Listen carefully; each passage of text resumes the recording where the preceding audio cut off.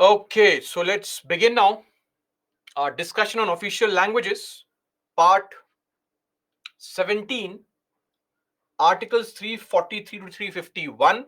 Very simple, very easy. So, what is the official language of the Union? The official language of the Union is Hindi in the Devanagari script. Hindi is the official language and international form of Indian numerals. Basically, like this. This is the official language. M. Shravan, no sir, we'll discuss that in your history, modern India classes. Okay, not here. Now, for the first 15 years, English will be used for all the official purposes. Clear? First 15 years.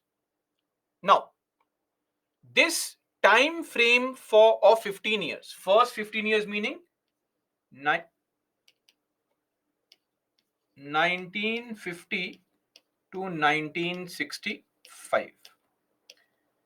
Now, for the first 15 years, yes, Senthil, feel free. So, for the first 15 years, English will be used for all official purposes, and this can be extended also further by parliament by law. So, in 1963, Parliament did make a law called OLA, the Official Languages Act, and through this law, English is being used for all official purposes for an indefinite period. Am I clear? English is to be used as an official language for the first 15 years, but Parliament could extend this by law, simple majority.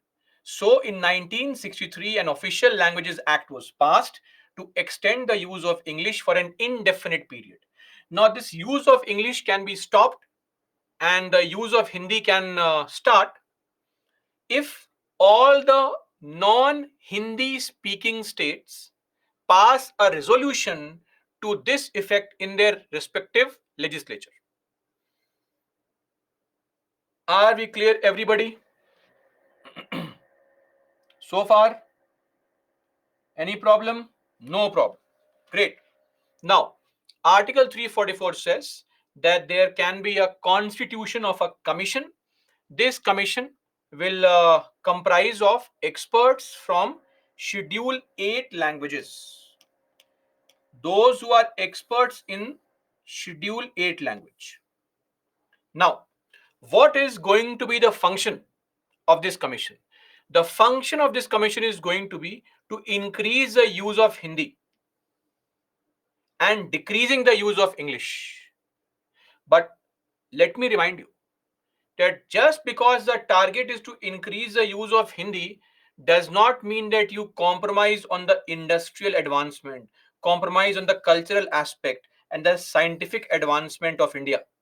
And it should not be done in such a manner that it violates the rights or goes against the interest of non-Hindi speakers in public jobs. So just because Hindi's use has to be increased does not mean that now you will say UPSC paper will be in Hindi only. This will compromise this will jeopardize the interest of the non-Hindi speakers in government jobs. Or you say from now onwards, all medical texts, all engineering texts, all computer languages in Hindi only. That may not be possible. It can compromise the scientific advancement, the industrial advancement of this country. Do we understand this? Now, when this commission gives a recommendation, it will give the recommendation to this committee, which will comprise of 20 MPs from Lok Sabha, 10 from Rajya Sabha. In total, 30 MPs will form a committee to examine the report and look at the feasibility of this report, whether we can implement the recommendations given herein or not. Done. Then official language of a state will be, of course, Hindi or any other language that the state chooses. No problem. You can choose any language to be an official language, meaning that will be the language in administration in your government departments, etc. But by default, if you don't choose any language or you don't choose Hindi,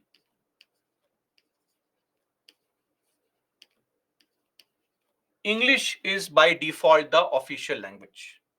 And also, the language for interstate communication is English only. Now, for interstate communication,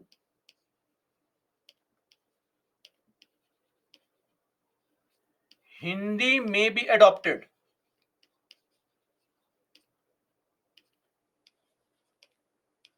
if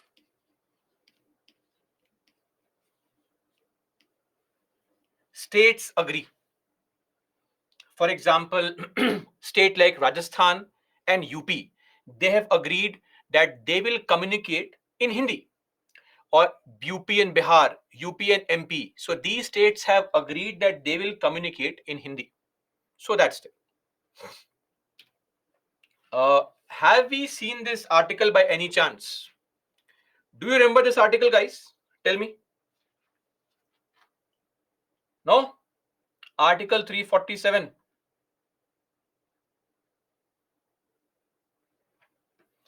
Let me just remind you. If in a state there is a substantial proportion of people which speaks a particular language, say South Korean, right? Then they can demand, and if the president understands and agrees that the demand has come from a large group of people, then the center can direct the state to make that language also as an official language. Remember? Nobody remembers. Guys, last session, come on, show some enthusiasm. Article 347. This was with respect to center state relations, administrative relations. Okay. Then Article 348. What's the language in Supreme Court? What's the language in High Courts? What's the language for laws, bills, ordinances? English. English language is used for all such things. Uh, Let me just point this out.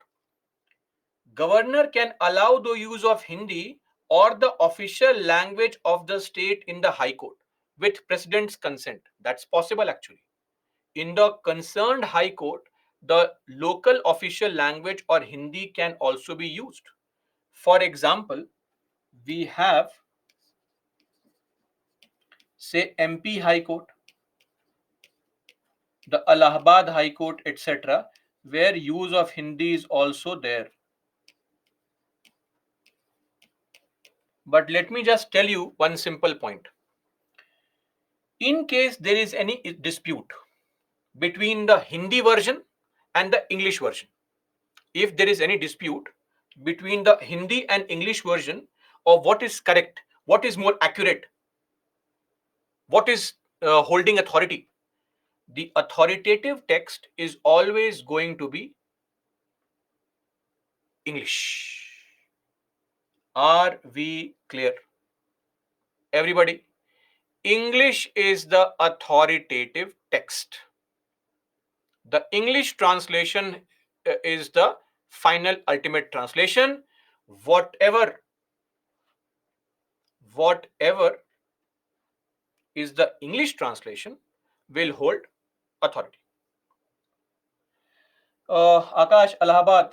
No, Allahabad High Court. High Court's names are not changed like this. So it's still the Madras High Court, it's still the Bombay High Court, it's still the Calcutta High Court, it's still the Allahabad High Court.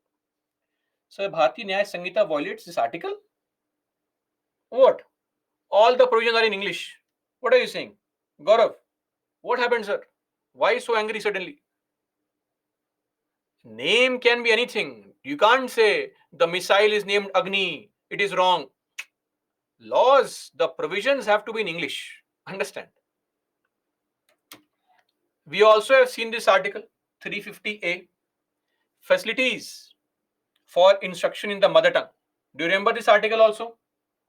That the state has to take the effort and ensure that the kids of the linguistic minority groups have to be taught in the mother tongue, and at least till the primary stage. And if it is not being done, then the president can give instructions and directions in this regard. One small point: there is also an officer for linguistic minorities. This person is called CLM, Commissioner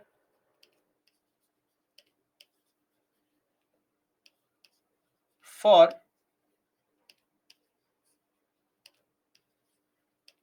linguistic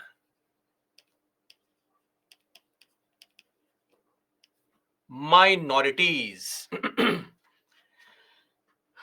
Article 350B. This person is appointed by the president, and their qualification, tenure, salary allowance, nothing is mentioned in the constitution. Headquarter is in Delhi. Okay, it used to be in Allahabad. It has now come back to Delhi. And what's the function of this person? Very simple: ensuring the protection of the rights of speakers of minority languages, so that they are given opportunities for inclusive development, integrated development, and also to ensure that whatever safeguards we have, right, for these minority speakers, the speakers of minority languages, those safeguards are implemented properly by the state. Okay, effectively implement the safeguards. That's it. Not really important post. Done. Lastly, Article 351. Now, have you observed that whichever party comes to power at center, it suddenly starts promoting Hindi? Why? Because it's the duty of the union. Article 351 says that it is the duty of the union to promote the spread of Hindi, increase the number of speakers, spread far and wide. And not just that, you also have to secure the enrichment of the language. What is enrichment? How does a language get enriched? Growth, meaning increase in vocabulary. When you add words from other languages in Hindi, right?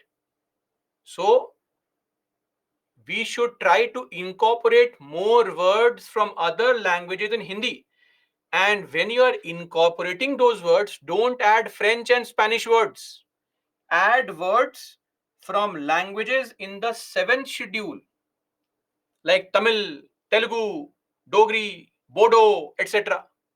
But when you are adding words from Tamil and Kannada in Hindi, focus on giving Sanskrit the priority. Add more words from Sanskrit in Hindi in day-to-day use, so that the vocabulary of Hindi keeps on widening, keeps on increasing. The growth takes place of the language. And you also have to spread the language, increase the number of people who use the language, number of speakers and users. Are we clear? Everyone, Article 351, we are done with the official languages, which was a last topic to be covered.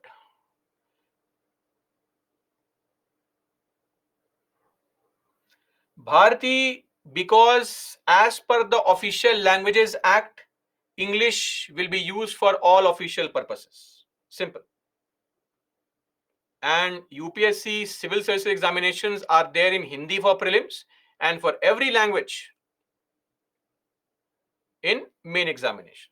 But sir, in government school, English is promoted. That is to ensure what? That you are more job ready. That's the reality of life. Okay, done. Lastly, we discuss the preamble. Now, if it was any other class taken by anyone else, they would have started with preamble, but we're ending with preamble. There is a logic behind it. Even the makers of our constitution approved the preamble at the very end, because the preamble contains the philosophy. It is like the identity card of the entire constitution. It contains the philosophy, the essence of the constitution. So once we had the entire rule book, then we can go through it and take out what is the essence of this rule book. What's the summary of this rule book? This is the preamble. Kamapati, any importance, sir? You can now take that as a medium in your UPSC. That's an advantage. It gives some status, respect. Now we can have some departments in the central universities which will teach that language. These are some advantages. Preamble, as Alladi Krishna Swami Iyer says, what we had thought for and dreamt for so long. The original preamble. It has few words missing. In fact, one actress, Alia Bhatt, had uh, uploaded this on social media, and she received a lot of backlash for uploading an old preamble, right?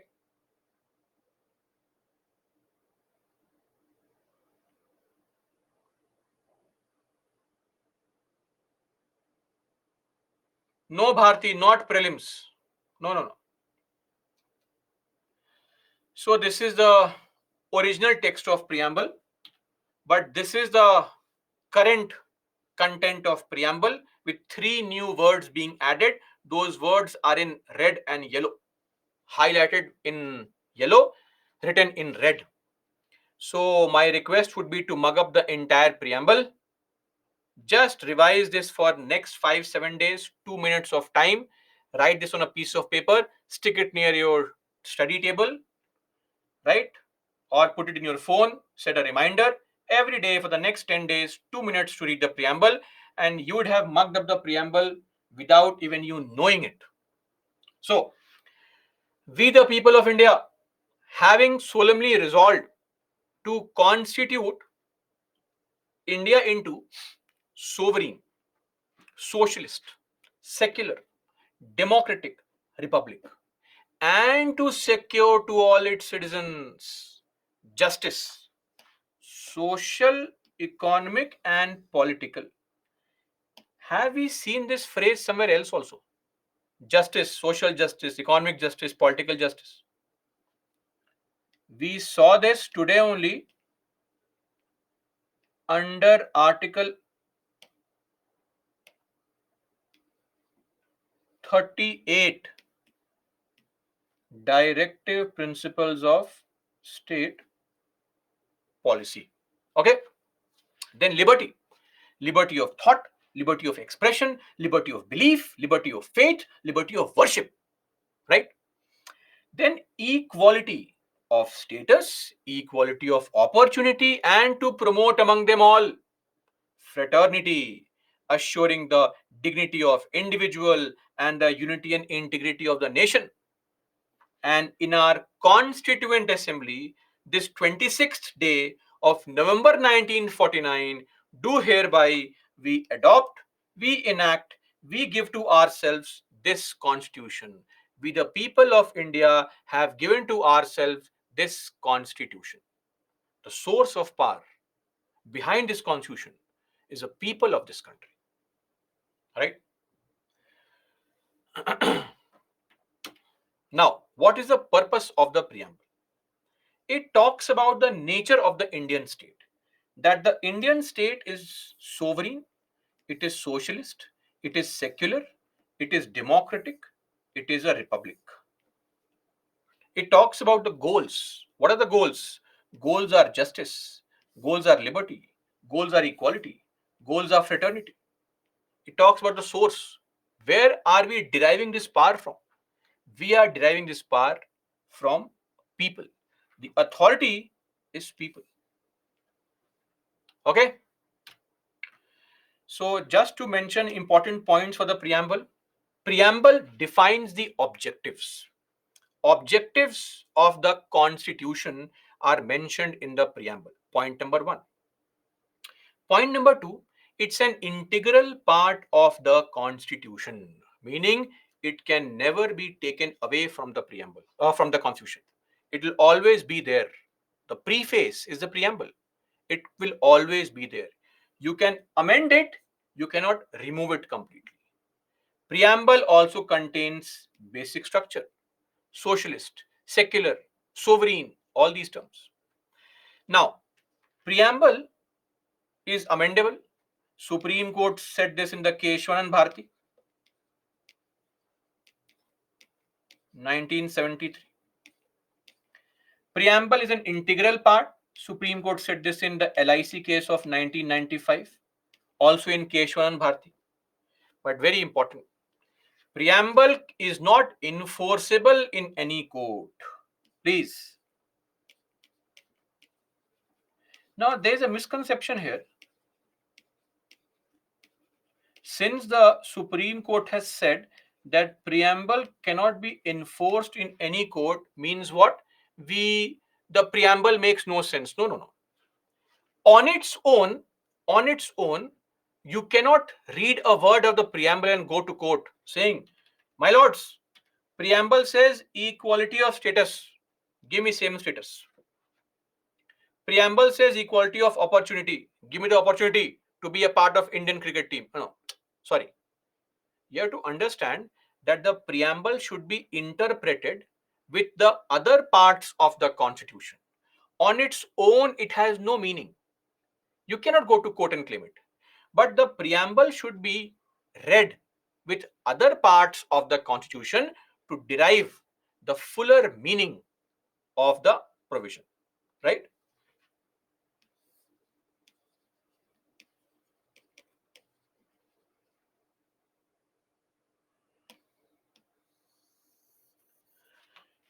Not a source of power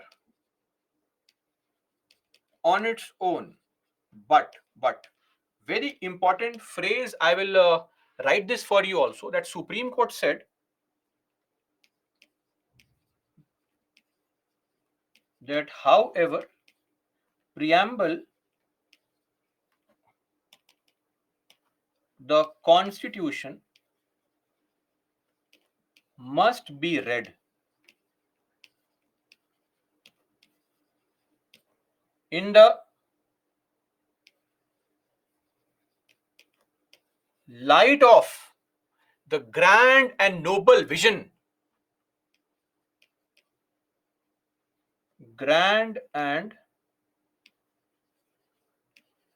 noble vision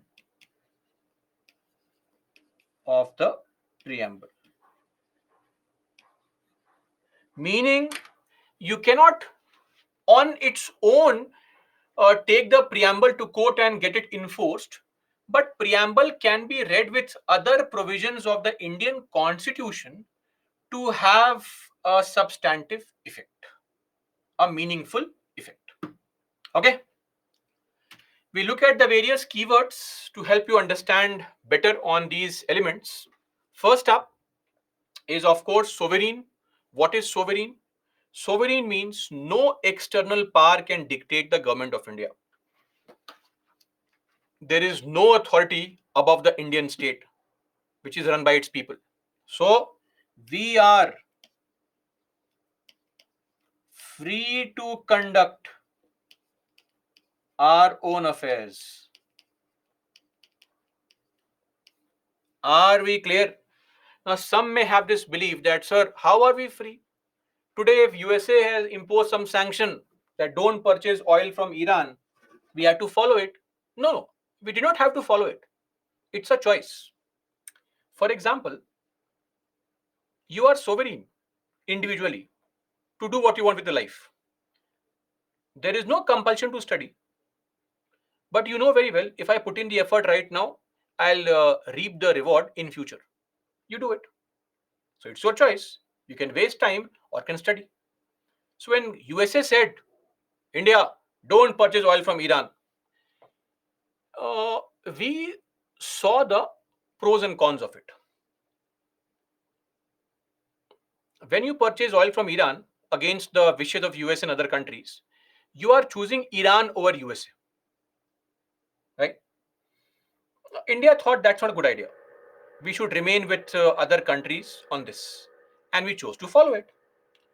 Today, USA says don't purchase oil from Russia. We said to hell with you. Russia is a very close ally. We will do it. Sorry. So when it came to choosing between Russia or Europe, we chose Russia. When it came to choosing between Iran and West, we chose West. So it's always based on what we feel is appropriate, what we feel is best for us. That is what is so very. Okay.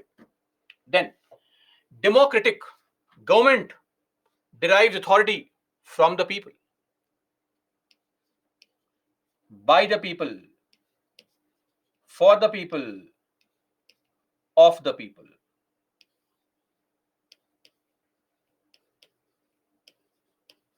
Okay, that's what we say.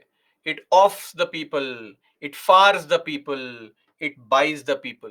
That's a democracy today. Anyway, republic. So the meaning of republic is that we have an elected head of the state, which means absence of special privilege. So what would be the opposite of a republic?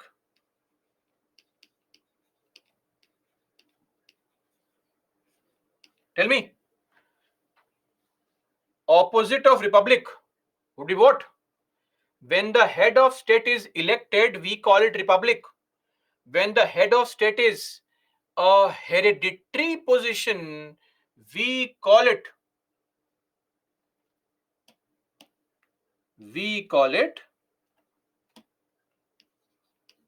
the opposite is monarchy, as rightfully pointed out by you.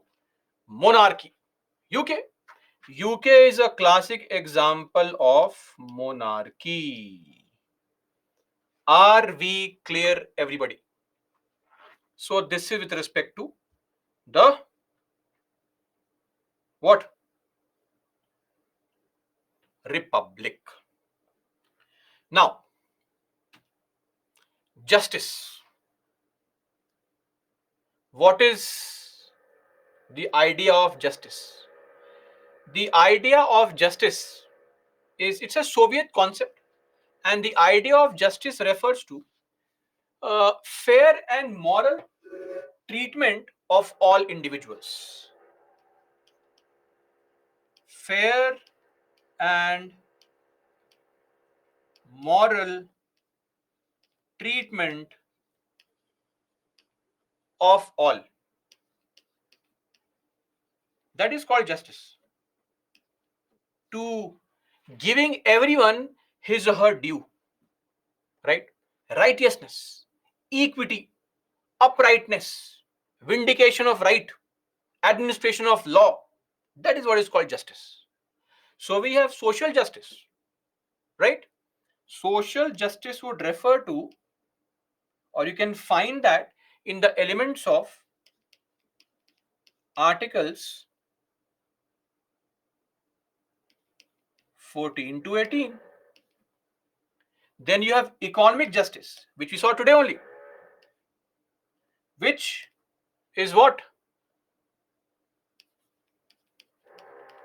Article 39 B and C. Very, very clearly mentioned. DPSP, the economic justice. And then we also have political justice, right? The idea of universal adult franchise, right of a democratic form of government, right to participate in the political affairs. So we are ensuring social justice, right? Civil rights, economic rights, and also political rights. That is why we say that the progress of society as a whole is justice throughout. comprehensively. Okay, Pooja, it's USA. Then liberty, equality, and fraternity. The war cry of the French Revolution. These three words. Liberty can have two meanings. One meaning is the absence of restraint on individuals. This is more of a older concept and has a more of a negative connotation. The more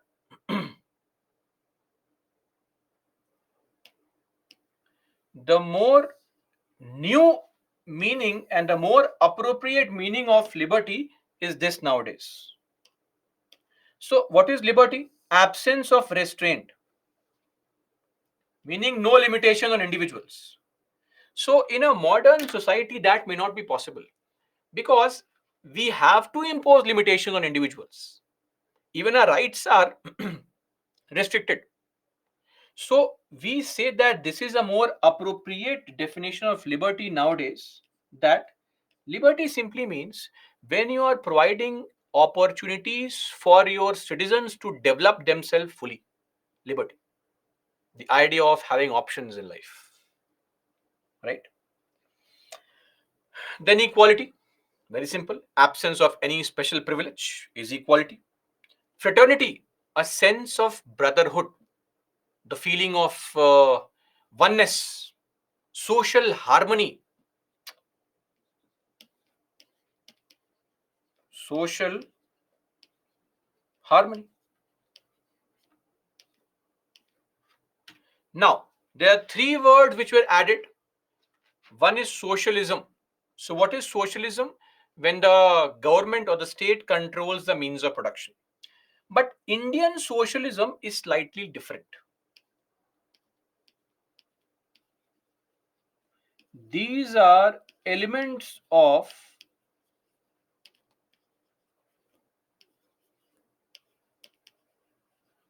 Indian socialism. For example, we believe, number one, in a mixed economy. So, yes, the state controls resources,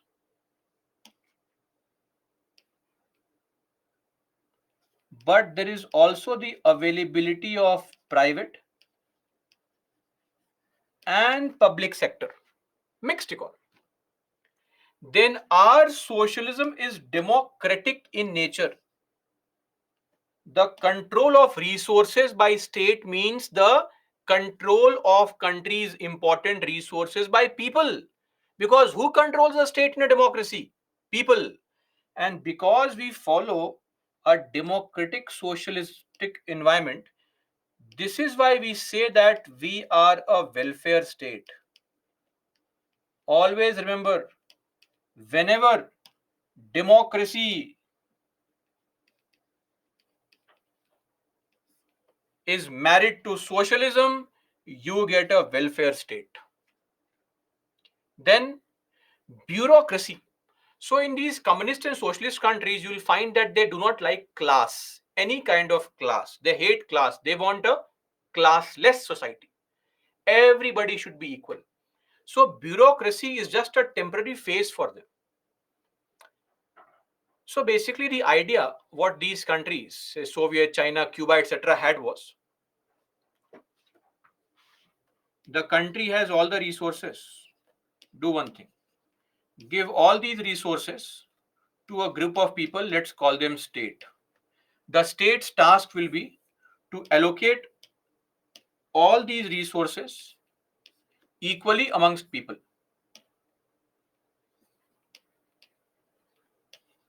Once there has been an equal distribution of resources, then what do? Next stage would be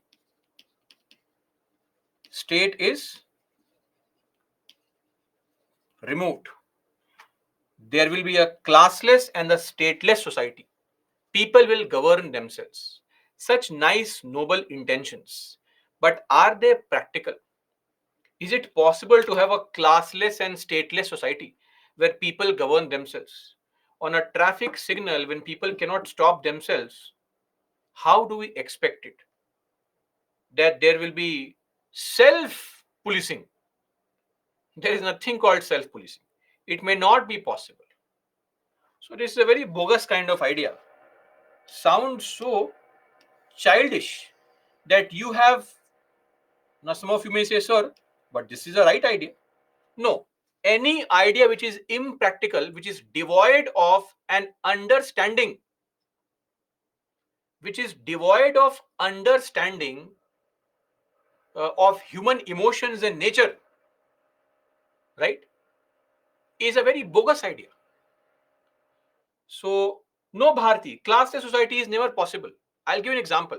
If at this point of time, I give everybody attending this class here 1 lakh rupees, nobody's getting any single penny. Example, 1 lakh rupees.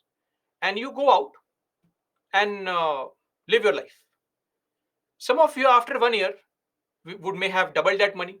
Some of you may have wasted the money, right? Some of you may have invested it. It depends, right? Human emotions. Are you saying that people all are like robots? No, that is not possible.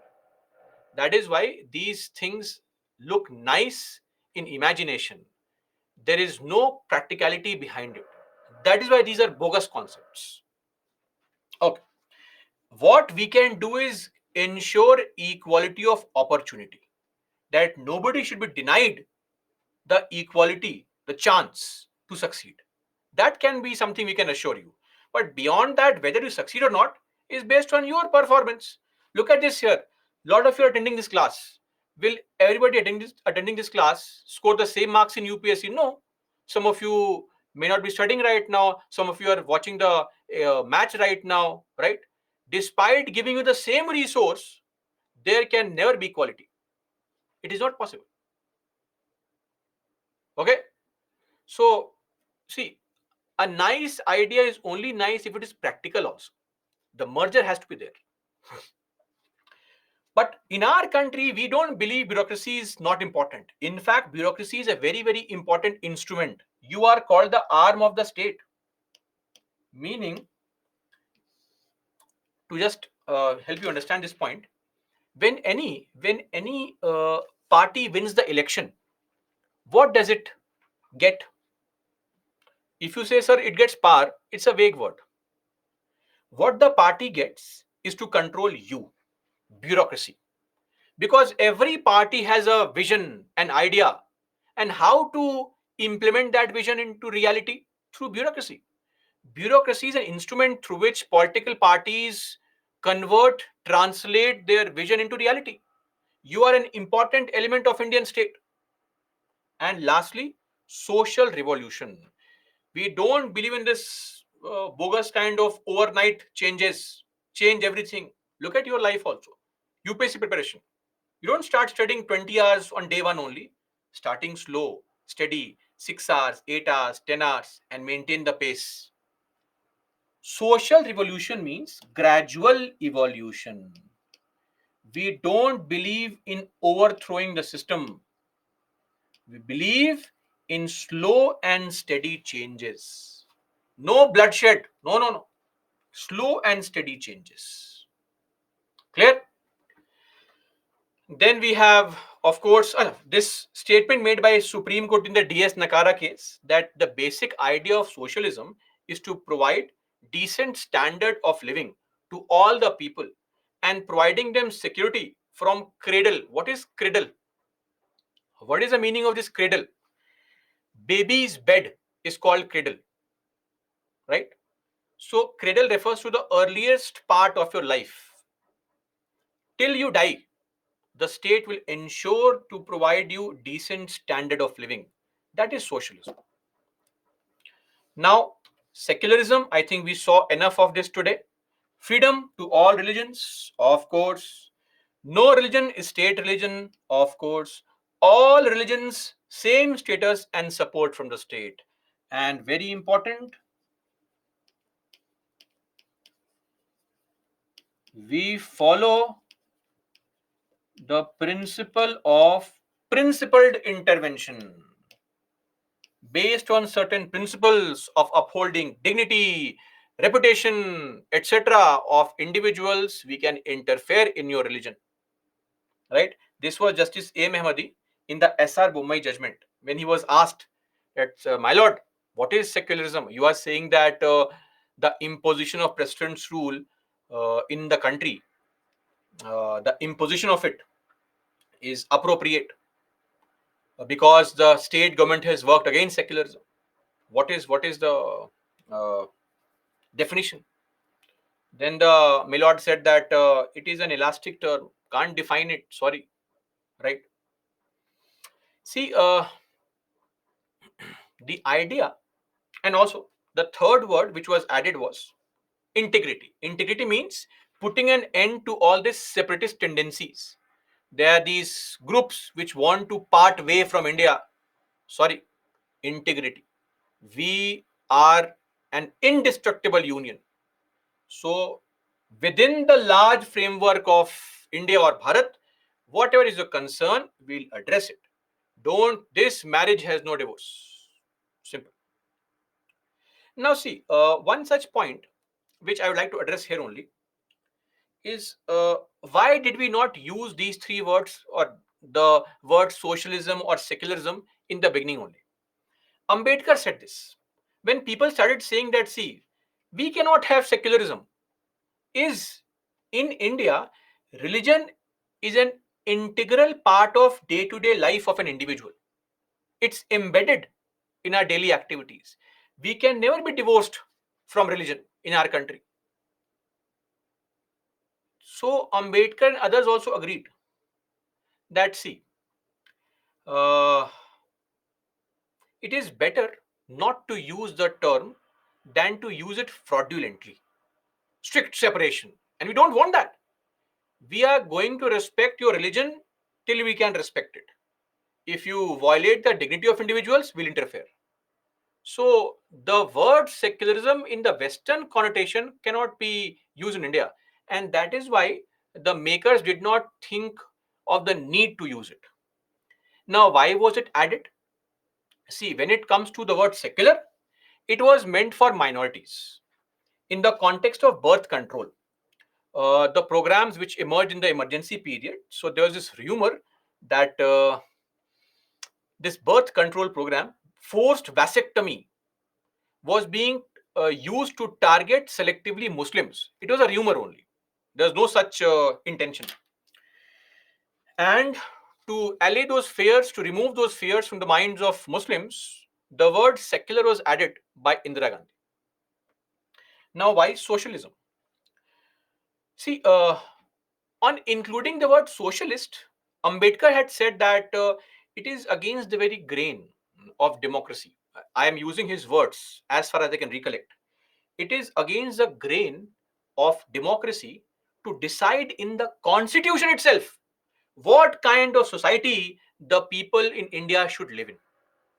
Look at the wide approach that these people had, that they did not want to force anything upon us.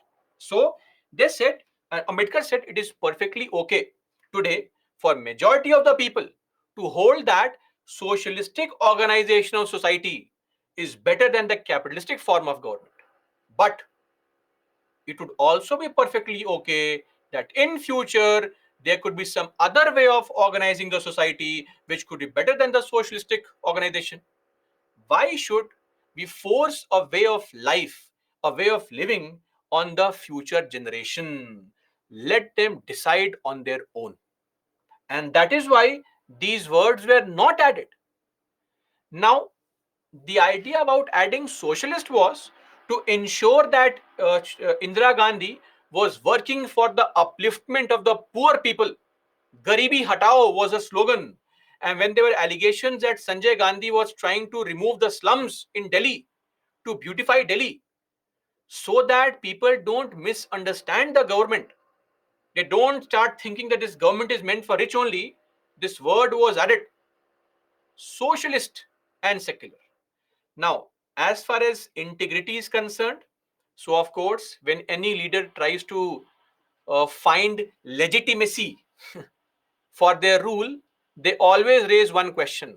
There are these forces which want to break the nation. There are these forces which are divisive forces. There are these forces which are attacking the culture of the country, the conscience of the country, anti-national. So to say that she was standing tall between chaos and order, integrity was added. Uh, one constitutional expert, Subhash Kashyap, says that this was just playing politics. India was always secular, it was always socialist, there is always integrity. So there was no need to add these words. It has no effect actually on the actual provisions. So I am not saying this. Subhash Kashyap says that this was just playing politics. So please, Indira Gandhi fans, go and catch the collar of Subhash Kashyap, not me. Okay, that's it. We are done with the preamble. Now let's solve some questions that have come from the topic preamble. So one by one, read, mark the answer.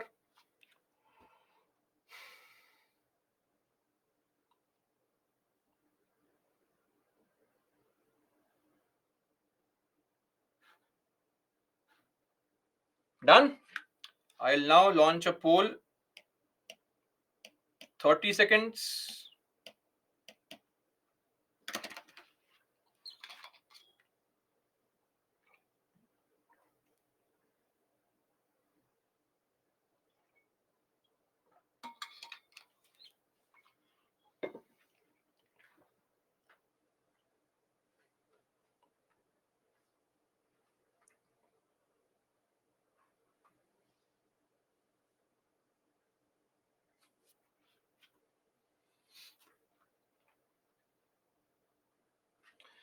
Okay. uh, it's a part of the constitution, of course.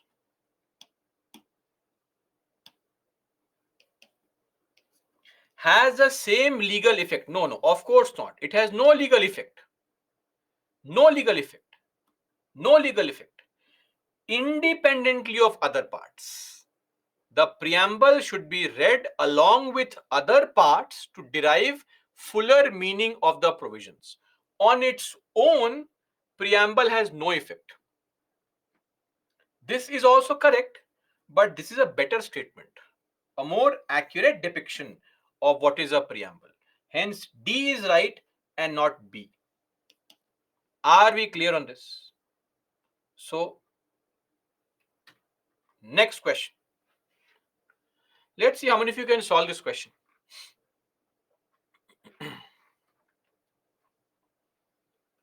I'll give you 45 seconds. Think of it.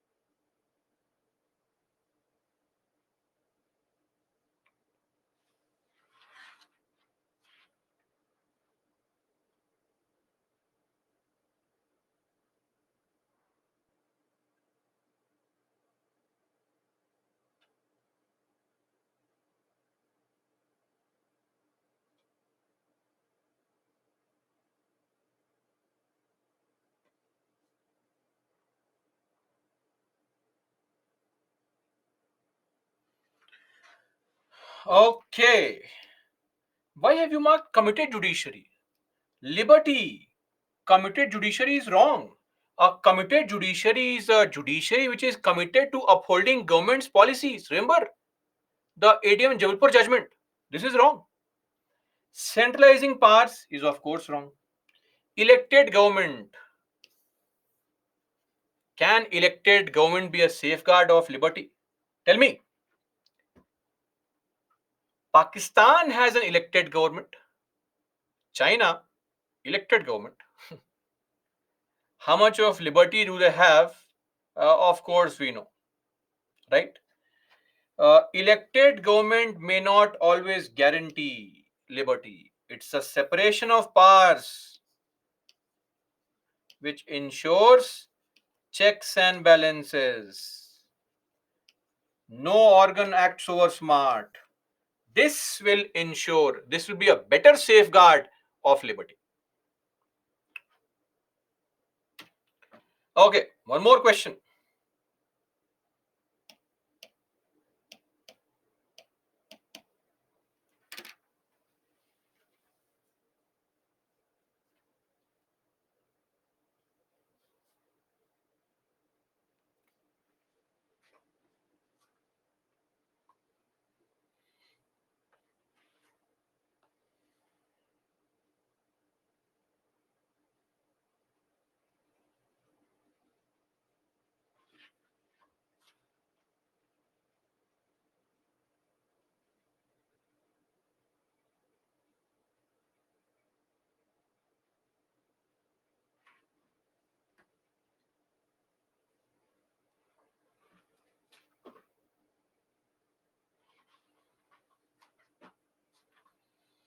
Okay, very good. Most appropriate definition. So it was either absence of restraint or opportunity to develop oneself fully. But this is a more negative definition. This is a more appropriate, modern, accepted definition, which is the right answer. Liberty. Easy question.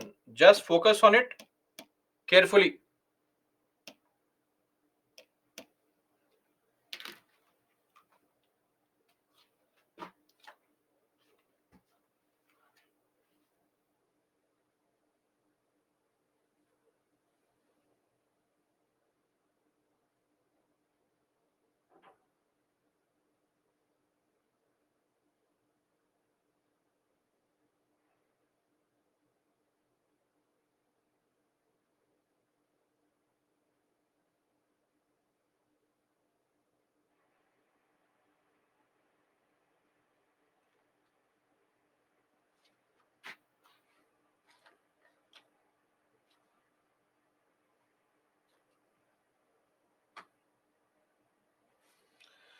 Okay, a lot of you got this. Why did people mark A and D as the answer? Guys, exact constitutional status on this date.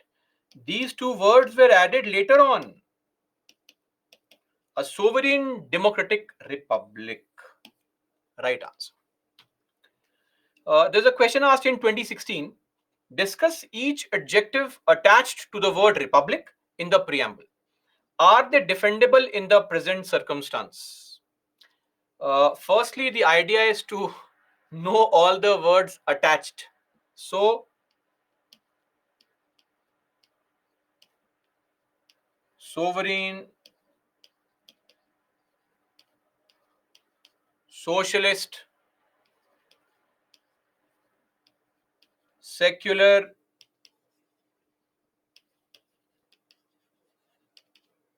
democratic. And these are the words attached to republic. Are they defendable in the present circumstance? Right about the sovereignty, right about the socialist, right about the secularism, democracy. Give examples. Simple, straightforward. Nothing much to discuss here. Okay, we are done. Just to quickly summarize the framing of the constitution, right? Framing of the constitution. This is Dr. Ambedkar. The Constituent Assembly comprised of lot of people. The core group which drafted the proposal was the drafting committee. Drafting committee. So the internal structure of British India was somewhat like this. The ones in pink or peach, whatever color, is princely states. The ones in yellow are the British Indian provinces. So we had 17 British Indian provinces, of which some went to Pakistan, some remained in India, and some were bifurcated. And then we had the princely states also, which were more than 562, ruled by the princes and kings, with a British resident in the princely state. Now, this constituent assembly the body which was formed to give to ourselves the constitution. The total strength was 389. British India 296 people, Congress had 208, Muslim League had 73, etc. And from princely states, we had 93 people who were nominated by the princely states. Important members were people like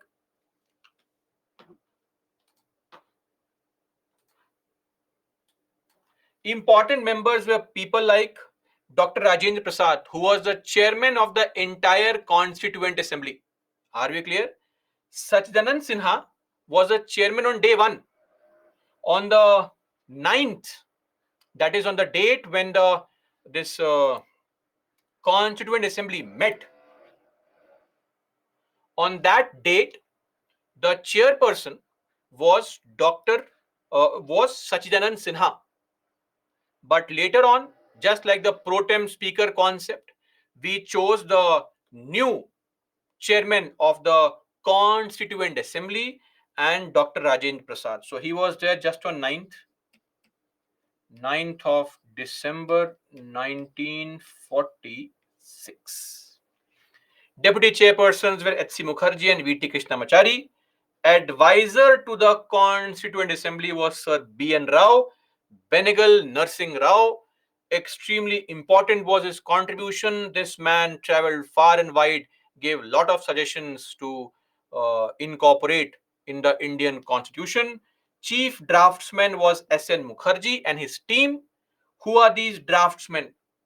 So, when any article is written, let's assume you are talking about Article 21. So, the idea in Article 21 is right to life and personal liberty. But how to write this? What words to use? No one shall be deprived of his life or liberty, save as in procedure established by law. This phrase has to be written. These words have to be written. If I say that we want equality, no discrimination, how to write it? The state shall not discriminate against any citizen only on the grounds of RRCSP. Who wrote these words? S.N. Mukherjee and his entire team. I am thankful to S.N. Mukherjee for making the word so complicated, because if it was not complicated, you would never come to study from me. I would not get the job, right? Amazing work to make it complicated. Uh, who are these British Indian? No. People coming from British Indian parts. The provincial assemblies there, they chose these people, right? They represented the British Indian parts where we had the elected governments. After partition, when and Muslim League did not take part in this, okay, Muslim League boycotted it, of course. We know their agenda, what it was. Post partition, this strength became 289. Oh, sorry, 299. From 389, it became 299. Now, how was this book framed? Simple, same three stages. But of course, when you are framing this very vast book, it contains so many provisions. So initially, what happened was that lot of committees were formed. 20 plus committees were formed. Various members became a part of these committees, and these committees gave various reports. Committee on Committee on Unions Power, Committee on Judiciary, Committee on Fundamental Rights, Committee on Schedule 6 areas. Various committees gave reports on what provisions should be there in what topic. These reports were all given. These reports were all given to Sir B.N. Rao. He integrated all these reports, framed them together, and then gave this report to a body called drafting committee, which comprised of Ambedkar and other people. This drafting committee then presented to the Constituent Assembly the first draft, the Constitution Bill of sorts. And when the bill was tabled, then first reading, introduction, second reading, discussion and voting, third reading, passing it. I mean, reading is discussion, and third reading, voting on it. First was a preliminary stage. Committees were formed. There were various kind of committees. We don't need to know the names of all the committees, but there are some committees whose chairperson were these three people: Nehru, Patel, and Dr. Prasad. Please know the names of these committees. These are eight in total. Seven in total. It is very much possible that a prelims based question can be asked. So know this slide. Okay. Now, these committees gave reports. The drafting committee was then constituted to prepare the draft constitution. The drafting committee comprised of these people with Dr. Ambedkar as a chairperson. And then the first reading. What is the first reading? Introduction. It was introduced. Then the second reading, clause by clause discussion took place. And the third reading is what? The voting enacted, meaning it was finally approved. And it came into force on the 26th of January 1950. This is how we passed the Indian Constitution. So the date of adoption was this date, and a few articles came into force here.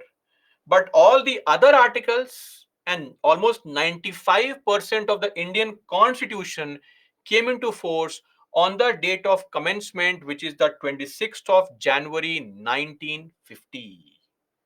Are we clear, everybody, now? The date of commencement. Done. Solve this question. Read carefully.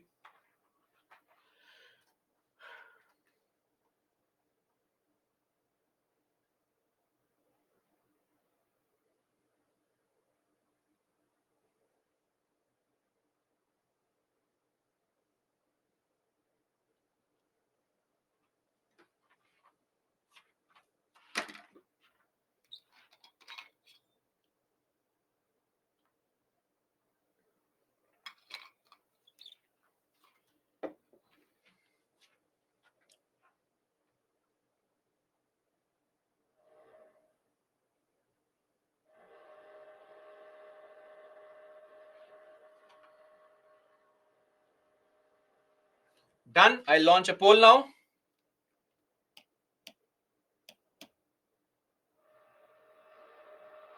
15 seconds. Mark the answer.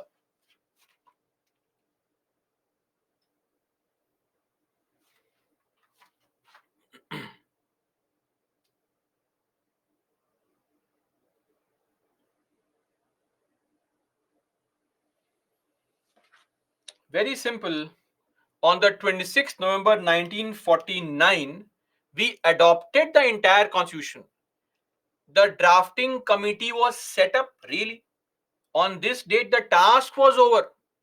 So this is wrong. Statement 2 is wrong. Statement 2 is wrong. Statement 2 is wrong. C is the right answer. And of course, the Constitution Day is celebrated on the 26th of November every year. So this is the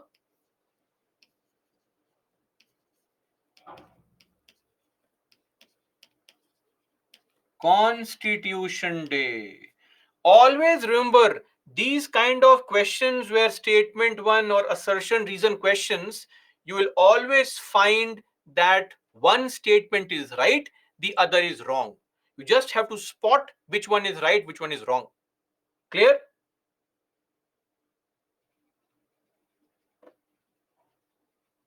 Why statement 2 is correct, Sherlyn? No, statement 2 is incorrect. I have marked this wrong here. Not correct. 1 is correct. On the 26th of November, the Constituent Assembly of India set up a drafting committee to prepare a constitution. On the 26th of November, we passed the constitution. Drafting committee was set up in this time frame. We have already approved it. Are we clear? If I say on the 24th of September 2023, we are beginning our polity class. That's a wrong statement. We are finishing our polity class. That is very wrong. Okay. Now coming to salient features of our constitution. Let's take a quick break. Couple of things left for me to explain. We'll come back and at 6:55 we'll discuss couple of pointers and then we'll end our discussion. M7, always remember one thing. 26th November is the Constitution Day celebration. 26th of January is the date of commencement. That is when the Constitution began. Simple, no confusion. Now you won't be confused. Okay? Break, please, guys. Come quickly.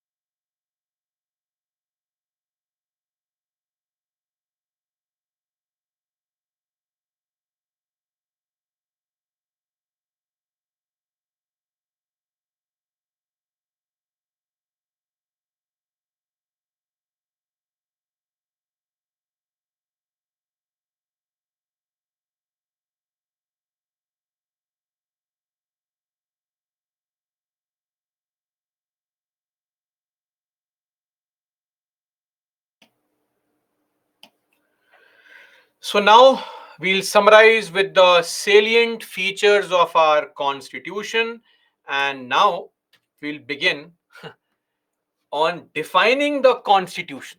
So something that we normally start with, we'll end now, because now you know everything. So it'll be very, very easy for you to understand each and every term here.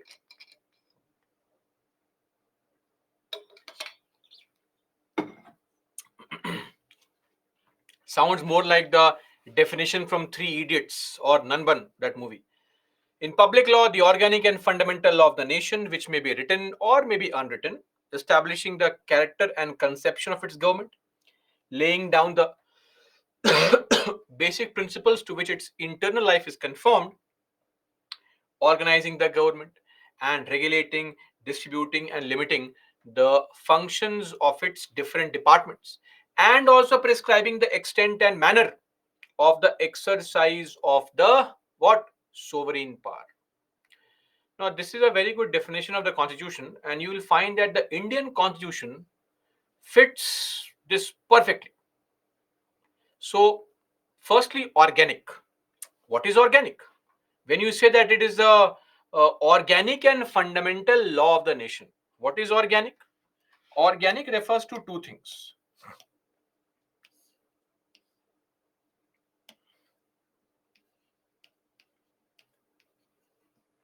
a living document, scope for growth, modification. Like an organ, it can grow. Organic also means a document which contains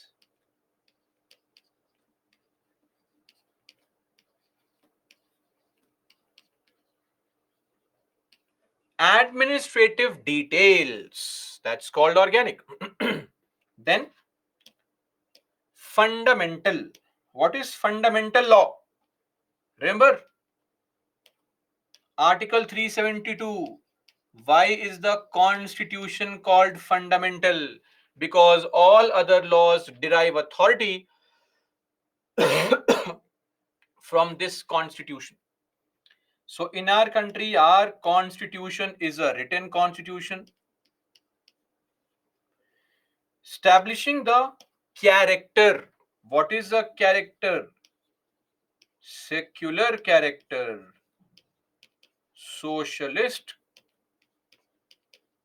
or socialistic character. Conception. How is the government conceived? We are a democratic republic. What are the basic principles to which our internal life is conformed? Those principles which are fundamental in the governance. Tell me, what are those principles? Quickly. Principles which are fundamental to the governance, and it is the duty of every state, if it's a duty of the state to incorporate these principles. Absolutely correct. DPSPs. Then, organizing the government. How is the government organized? We follow a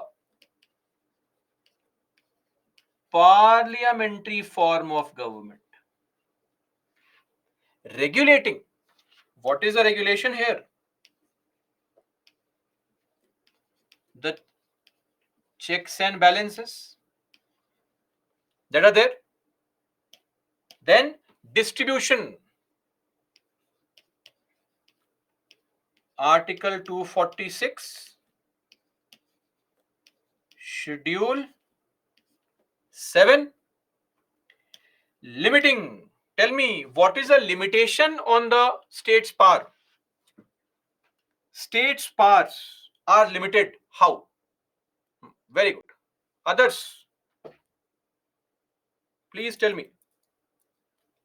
How are state's powers limited?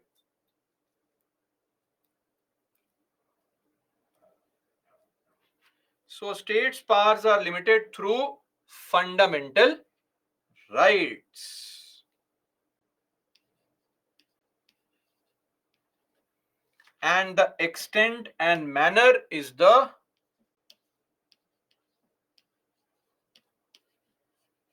sovereignty, the sovereign form of government. Okay, so this is all about the Indian Constitution and the definition of a constitution. One more term that I would like you to know is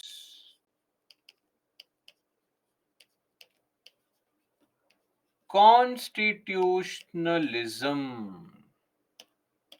What is the meaning of constitutionalism? Constitutionalism means limitations on the government.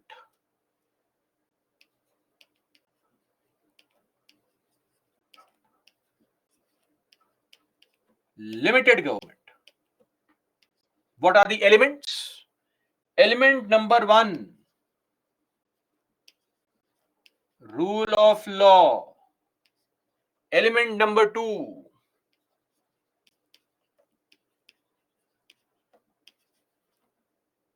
separation of powers.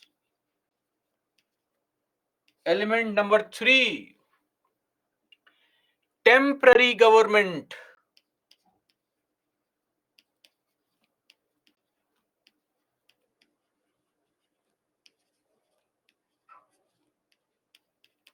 What is the meaning of this?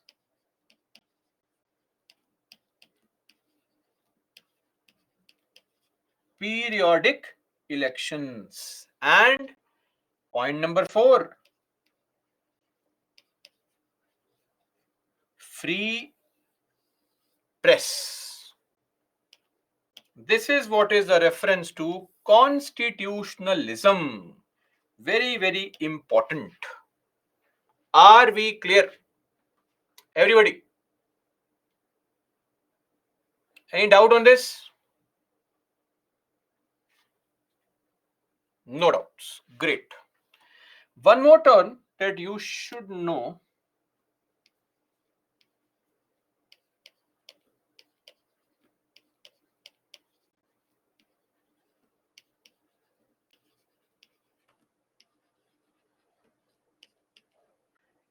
is constitutional morality. Constitutional morality, right? So here we refer to what? See, there are some elements of the Indian Constitution.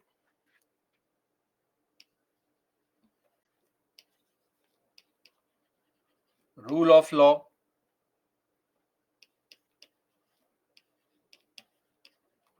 protection and promotion of democratic freedom,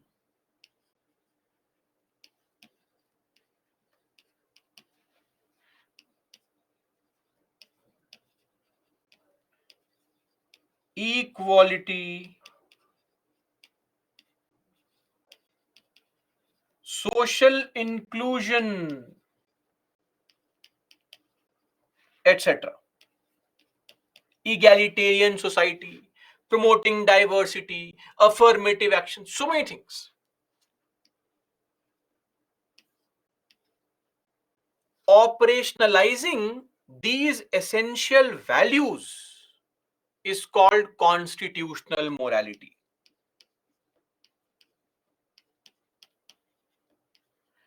See, just because we have been given this rule book does not mean that these elements will come into play every day. No, we have to take effort in operationalization of these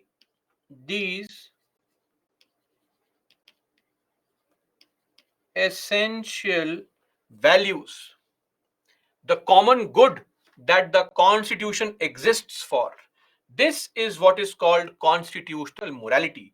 Inculcating these values in the day-to-day life of an individual as well as your day-to-day administrative activity. Constitutional morality.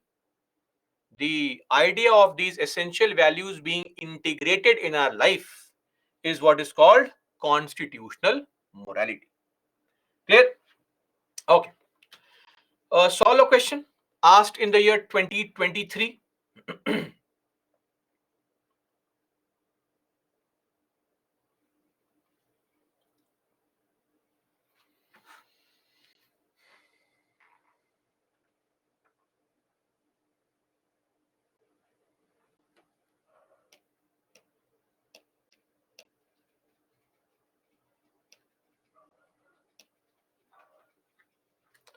Once you're done, I'll launch the poll.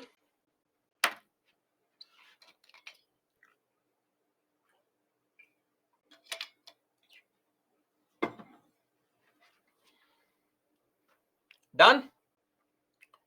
Okay, launching the poll now.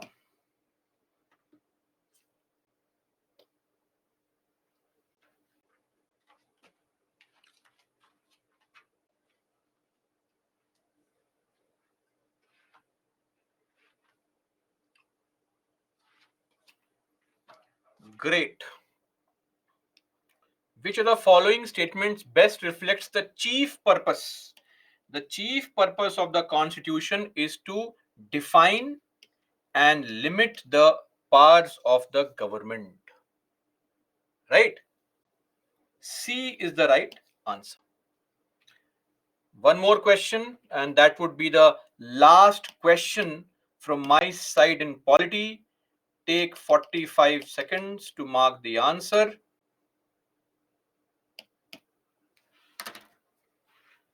Let's end on a winning note by marking the right answer.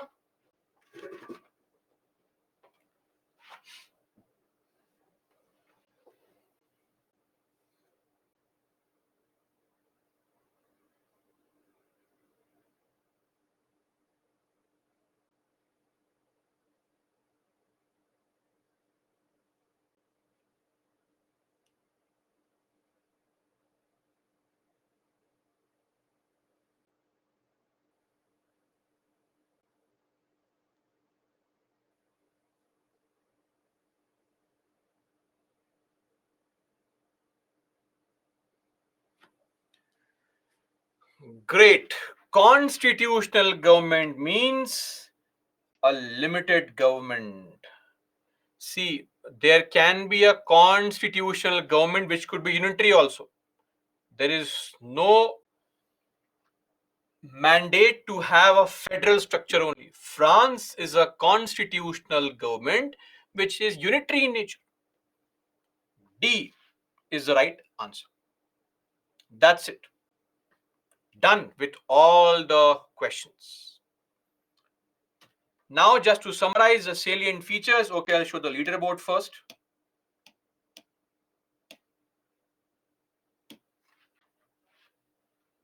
Four people, Shahid, Vanita, Rai Verma, and Ankita getting all 7 correct. Then we have Panyala, M. Shravan Kumar, Prasanna, Ravi, Akash, Matloob, Niranjan, Nikhil, Eman getting 6. Then you have others getting 5 like Pradeep, Chinmay, Harsh, Sundar, Aniket, Swajanya, Satish, and Gaurav.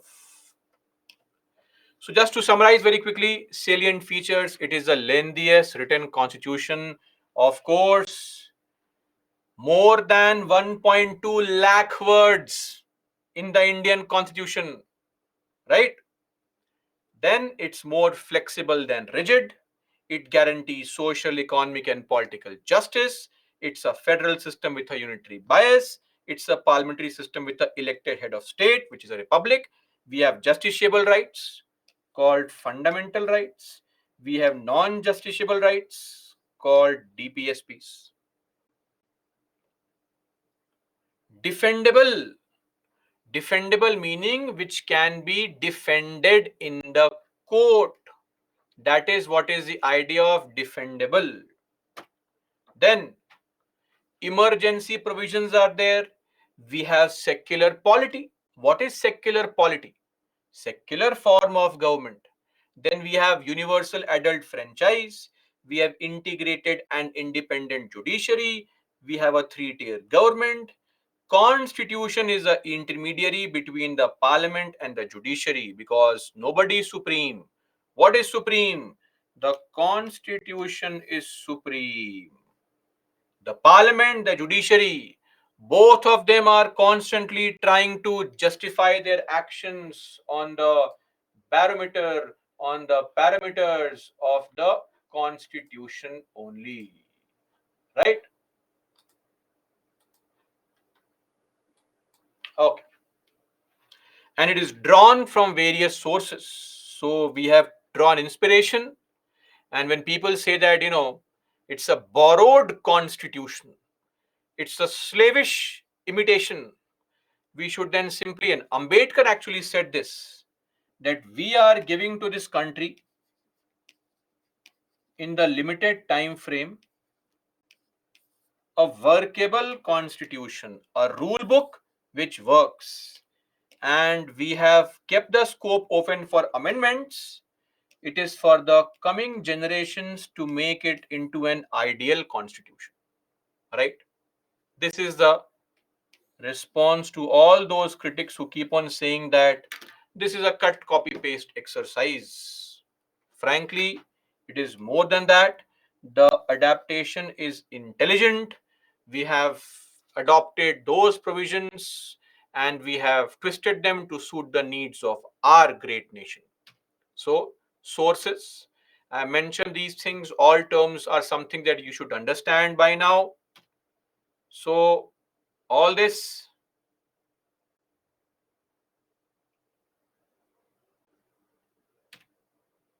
all these, Weimar Republic is for Germany. Done. Akash, why Indian constitution is so lengthy? Because we have a common constitution for both center and states. If you think of US constitution has 7,543 words, roughly. Oh, sorry, 7,591 words, roughly. But the states have their own constitution. If you go to the state of Alabama in USA, one state in USA, their constitution is three times the size of the Indian constitution. So India is a very diverse country, plus we have only one constitution for both center and states. So we had to have provisions for everybody, and that is why it has become slightly large. Clear? Eman, why is Ambedkar called the architect?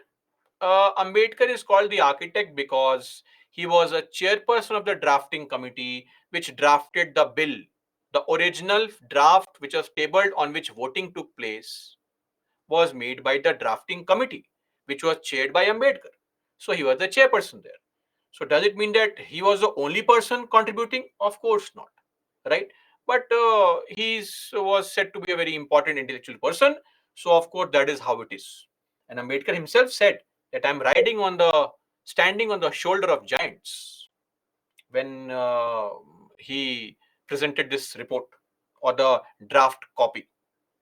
Now, as far as your topics are concerned, let me just summarize by giving you from Lakshmikant what chapters can be skipped, what chapters to be covered in governance separately, and what chapters can be avoided.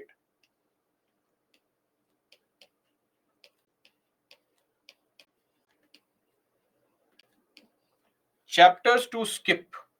So these chapters simply should be ignored. There is going to be no benefit from studying these chapters at all. 24, 25, 62, 63, 67, 68, then 74, 75, and then 77, 78, 79. Now, there are some chapters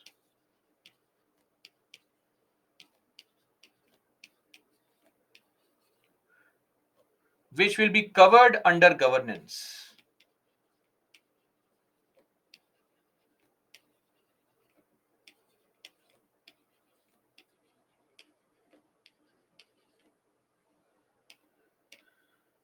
What chapters?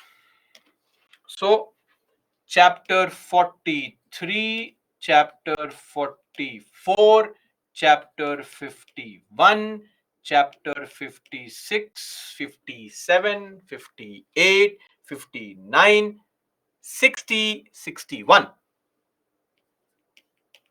Then chapter 69 and chapter 70. Clear? Now, one more thing.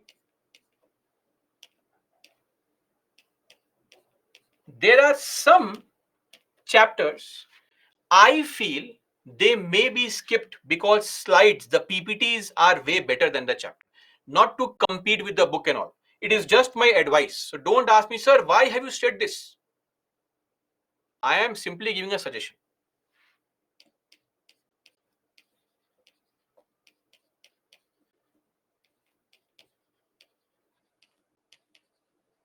That can be skipped.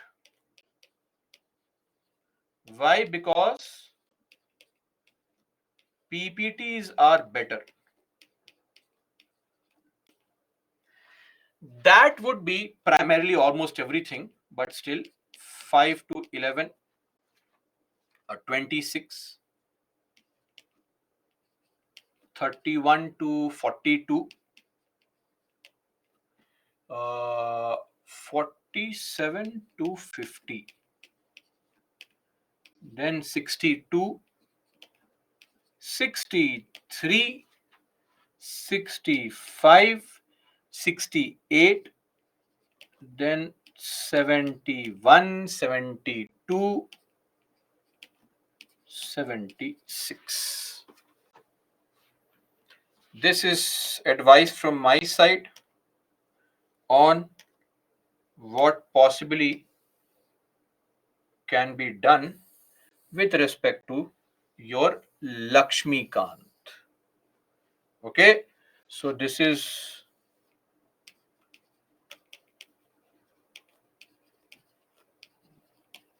Lakshmikant 6th edition. Now, couple of things that I would like you to follow. Number one,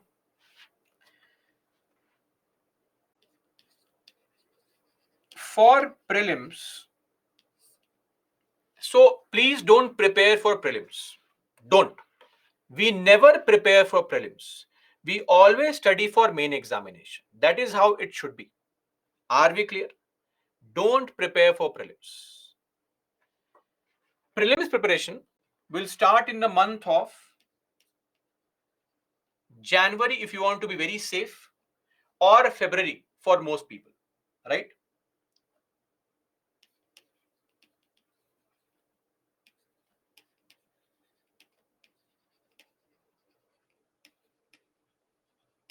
Till the exam date. Same year. Okay. For prelims, just two things are required: revision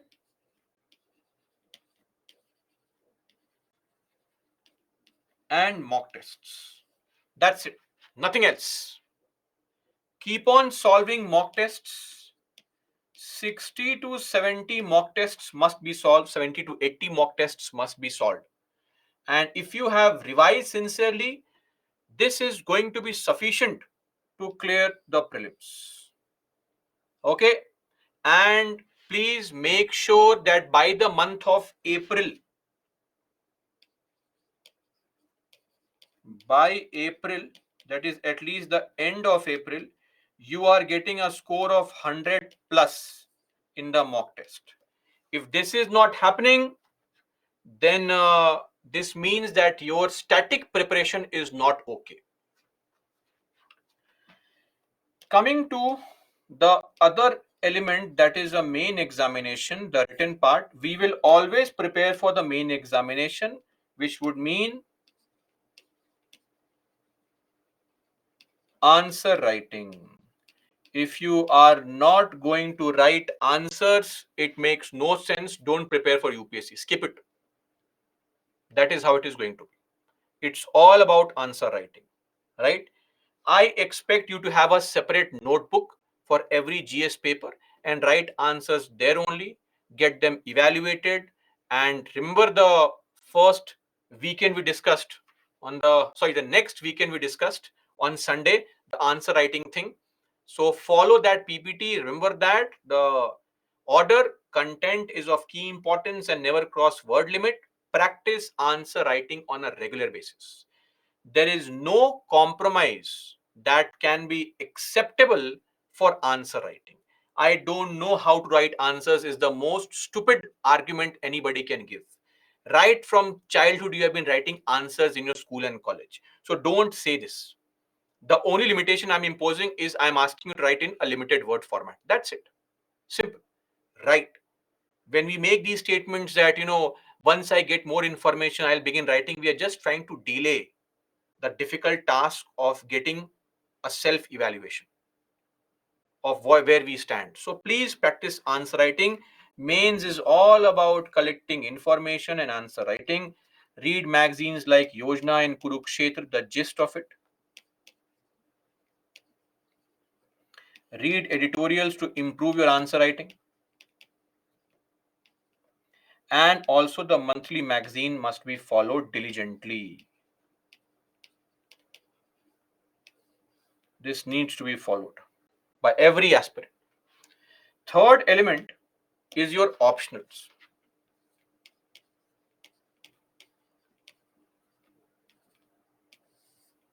So, optional preparation should be completed, should be completed by the December of the previous year.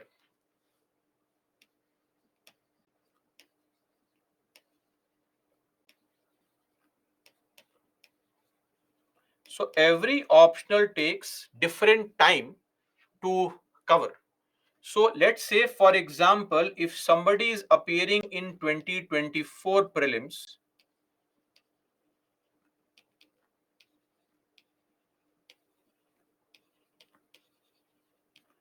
complete the optional by December of 2023. So if it's your 2025 as a target, you should have finished your optional by 2024. Are we clear? So ideally start your preparation in the month of June, July only, so that you have plenty of time. Hundreds of things can go wrong when you prepare for options. So please make sure that this is done in a timely manner, in a time bound manner, because this is going to play a very, very crucial role in deciding on how many marks you get and whether you are actually selected or not, including your rank. Are we clear?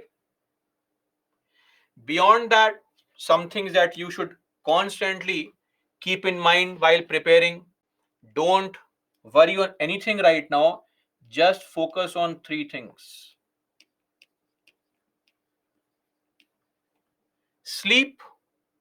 7 hours of sleep is a must. Maybe some on and off days you sleep less, but if you constantly sleep for lesser number of hours, it is going to hamper your efficiency as well. Not everybody is a prime minister. We need to sleep for 7 hours at least.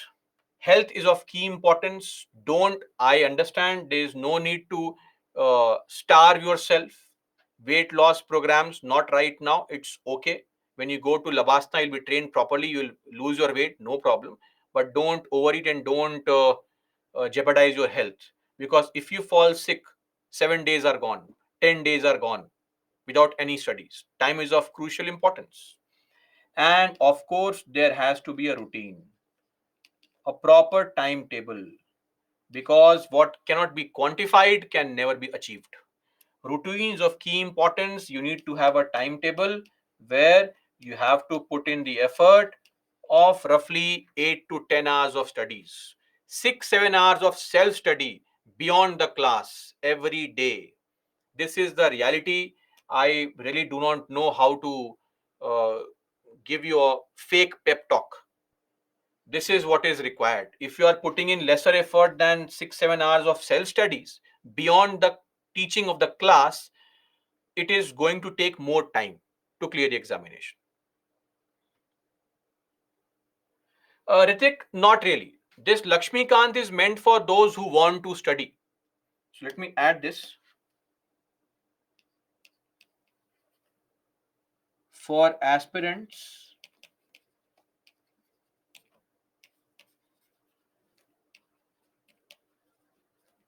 following Lakshmikant. It is not at all mandatory. Now, if you have any questions, guys, feel free to ask me, doubts, etc. Yes, Aniket, absolutely. Akash and those people, Mridula, who are studying in college, of course, 6 7 hours is not possible. That is why it takes a longer time duration. I'm not saying it is not possible. I'm saying it will take a longer time. So if somebody is in the first year only, you can simply put in 2 3 hours or 4 hours of effort, and after the third year, you are fully prepared. But this 6 7 hours is for a full-time aspirant who has nothing else to do but an aspirant. Naveen, it is just revision. Revision 10, 20, 30 times. There is no upper limit, no upper cap on revision. Uh, Parshuram, for professionals and for others who are working professionals, the best way I always suggest that don't study after you have come back from your work. Because when you come back from work, you're already very tired, right? Please study before you go to work and try to cover your current affairs elements in your office hours only, reading the editorials, etc. there only. Okay, so that's it. So put in the effort by waking up slightly early in the morning. Now I know some people may not be the morning birds, but what can we do? Improvise, adapt, overcome, right? Not everybody has the same advantage. Some of us may have an economic challenge also. Working is important. So yes. Uh, Akash, see, for those who find revision boring, trust me, it is boring actually. How do you make it interesting?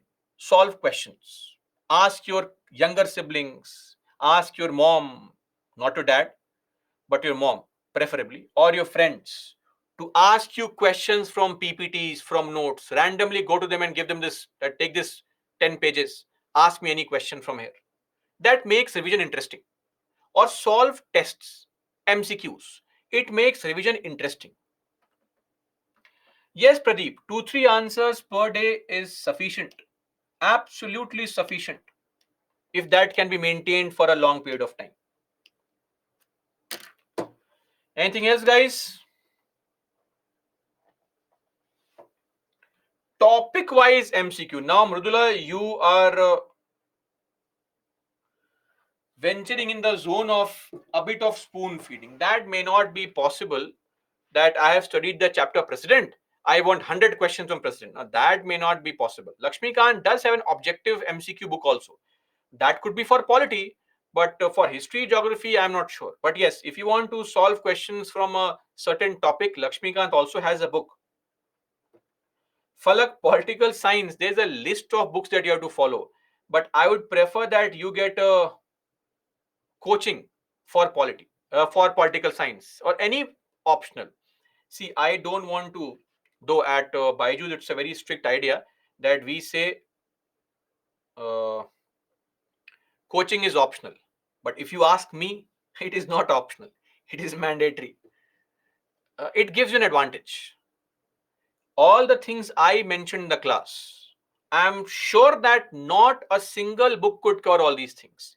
You'd have to put in lot of effort to get all this information just for one subject. Imagine 30 subjects now, all the faculty, all their experience, all their knowledge. So it is impossible for an individual to collect all this information within a limited time frame. Maybe if your target is 10 years, possible. That is why coaching uh, reduces the time frame. That's why we say, what is fair? Nothing is fair. You have money to spend on a coaching institute. Lakhs of people don't have money to spend on a coaching institute. There is no fairness. Take full advantage of coaching. Join a coaching for optional. It is very, very important. So that would be better. And how to choose an optional, Kambapati? See, choosing an optional would mean what? Choosing an optional, the first step. should be to know your skill set, right? Skill set means what? Skill set means, am I good at mugging up information? Am I good at understanding ideas? Or am I good at writing skills? So, mugging up information, things like history, anthropology could be great. Writing skills are nice. PSIR, sociology, PubAd could be great. Uh, then, understanding of concepts, geography could be an interesting optional. That's how you choose. Ultimately, there are 4 or 5 very popular optionals. People choose from that only. And once you have chosen, dig deeper and study. This idea of interest. Optional means you have to study above the graduation and below the post graduation level. In every optional, you are bound to face some very boring part. Let's say you find history fun, medieval India, very, very interesting. Ancient India, boring. Some aspects will be very boring there. So in PSIR, same thing. PubAd, same thing. Every option will have some boring parts. Okay. No option has any advantage over the other. It is as good as you are. Simple. Putting in the effort. So let's not believe in the philosophy that some option will give you an advantage. No option will give you any kind of advantage. If you put in the effort and you are strong, have command over the language or over the optional, good. Otherwise, no advantage. Yes, some of you who say, let's say, are from very good colleges, right? You can choose a technical subject also, but not for most people because it's going to be very competitive. Secondly, if you are somebody who has a command over the language paper, then you can choose literature as well.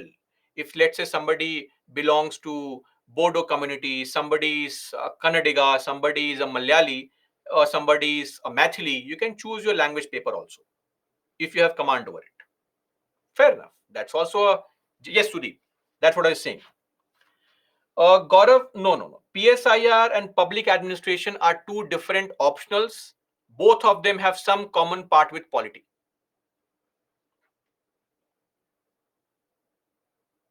Yes, Ravi, all the subjects. Uh, Vishwanath, it is very subjective. Some books yes, some books no. Mridula, all NCRTs is a very generic statement. Like in your polity only, I have said that strictly there is no need to cover any NCRT except political theory. Now, your history faculty and your geography faculty and your IR faculty will keep on telling you whether you should cover their NCRTs or not. All NCRTs are not important. M7, which option will help in interview? Nothing will help in interview. Okay? Don't worry. Your command over GS will help in interview. CSAT. See, as far as CSAT is concerned, it's very, very simple to know where you stand in CSAT. For example, what you can do in CSAT is this, and this is for all. For CSAT, what to do? Solve last 5 years papers. Okay? Get your score. Strict time, meaning exact exam time. Vishwanath, I have answered your query. Not all books, some books yes, some books no. So, solve the last 5 years papers, get your score. If you are scoring over 100 marks in all the papers or 4 out of 5 papers, it's okay. I don't think you need to prepare for CSAT separately. Solve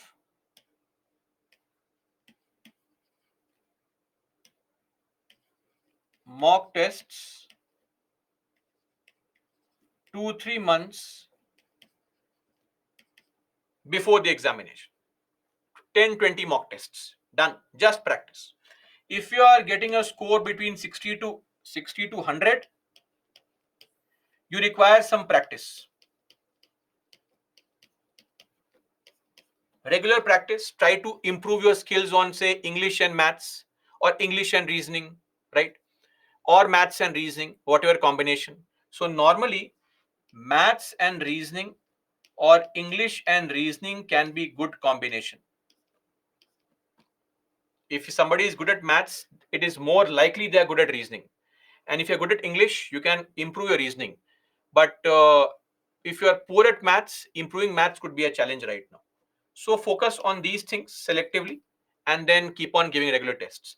If you are scoring less than 60 marks, you have to every Saturday, Sunday find out time to put in the effort and specially prepare for certain topics. Like if you are focusing on maths, prepare the topic percentage, number system, such things selectively, right? Same goes for reasoning and English. This is how you work on CSAT. Akash, I am not really sure what is your command on that language, which college are you from, etc. But if you choose any technical paper, just remember that the competition is going to be intense, right? Because only a few. Vishwanath, I have answered your question. Are you able to listen, sir? Some books, yes. Other books, no. Lakshmikant is not prepared by Byju's. Spectrum is not prepared by Byju's. Are we clear? I answered this question the third time now, sir.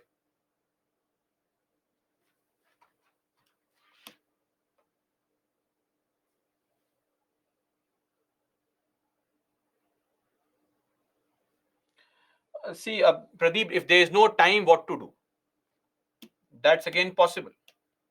But ideally, that should not have been the case. Bestie, somebody is asking mathematics optional. Akash asked the same thing. See, these are actually very technical topics. So you have to be genuinely good, or botany, zoology, etc. So always understand that you are going to compete with people from very good colleges who had a very good background in the topic, who have the resource of or the who have the advantage of getting taught by very good teachers in these good colleges. So of course that may reflect. But if you are good at these things, right, uh, then it's okay.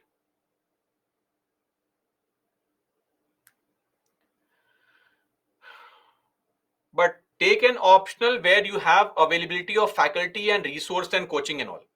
Don't take a very unique kind of optional where you don't have any resource, teacher, nothing. That will be a challenge uselessly. Gaurav, both are the same. PSIR has a slightly bigger syllabus compared to sociology, but then PSIR has lot of coverage in GS. So it depends. Seven, this information is not with me as of now, so cannot comment on that. Are we clear, guys? Any other query or concern, doubts, issues? See, if you have any doubts, any concern, feel free to mail me. Gaurav, that is not under my control. It's a different department, so I have no idea of this as well. Right? Extremely sorry on that. If you have any doubts, any issues, concerns with life in general, etc., you can always mail me. Now, when you mail me, I may not be able to get back to you immediately, so have patience. My email ID is anubhav.saranch @ byju's.com. Just a couple of statements. Feel free to mail me, but response may be delayed. I may be working. There are days where I continuously am teaching, so I may not get time to respond to your emails because I want to genuinely respond to your query and concern. Don't worry, whatever you tell me is going to be confidential. Just maintain the basic courtesy of language, right? No disrespectful language. Otherwise, you are free to talk to me on anything. And yes, response time can be delayed. That's it. Otherwise, do approach me in case you need some clarification on UPSC also, life in general. This is a very long examination, right? It could be detrimental to your mental health. For some who have pets, it would be an amazing thing to have pets right now. Don't go and purchase a dog right now. Let it be. Try to talk to your family regularly. Stay in touch with your old school or college friends if you have any. Avoid too much of social media, not because it wastes time, but because it makes you realize that you are doing nothing in life. Social media is largely fake. You also know it. I also know it. Still, we get trapped into it. Don't worry. And never compare yourself with anybody else. You have your own timeline. Are we clear? It is very, very important to have realistic expectations, right? And put in the effort. Daydreaming and wasting time, no. Always remember that when you are wasting time, some aspirant, some corner of this country is working very hard, putting in all the effort that he or she has. And when the time comes, it's only appropriate that hard work beats talent. It should. You'd also agree on it. That is what we have to see. And ultimately, uh, as we say that this examination is such an examination that will break all the shackles and problems you have faced in your life. Maybe you have been a failure in your 10th standard, 12th standard, maybe did not live up to the expectations of yourself or your family. Trust me, this examination wipes the slate clean, right? Every mistake, every failure is removed from your life. You will always be viewed as a successful person if you clear this one examination. That's how important this exam is, right? So, as I always say that in every family, there is somebody who is born to change the history of the family, right? And most of us come from middle class families with a lot of aspiration. This is the easiest way to elevate the status of your family, not just of your parents, of your coming generations as well, right? So, as every family has that one person who is born in generations to change everything about the family, let that person be you. Okay, so that is all as far as our discussion is concerned, and that is going to be all for me, guys. Jai Hind. No, Veer, not really an issue. Jai Hind, guys.